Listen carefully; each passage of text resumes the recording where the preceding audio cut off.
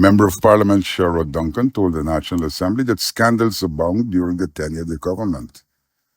And there is no move to eradicate them, he said.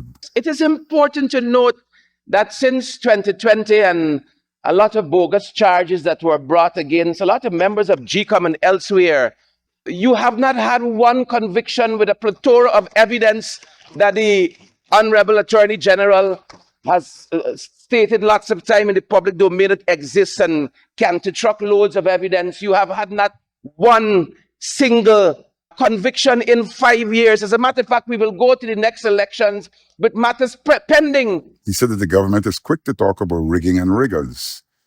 Duncan said that many of the people who were deemed riggers are now being welcomed by the PPP. And I think the government ought to check its own self, that it cannot with a straight face come into the National Assembly and talk about riggers, and then perhaps before the day is out, you will see a rigger endorsement and endorsement the whole year. He said that there is an absence of genuine will to have constitutional reform. Everything that has been done in this National Assembly where the amendment of legislations are concerned is particularly or are particularly suited to the proliferation, the propagation of power, the extension of power by the PPP.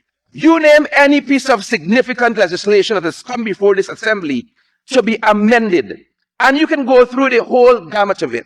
Duncan queried the proposed e-ID card on which millions of dollars has been spent. This government is a catalog of unfinished projects, half-baked ideas.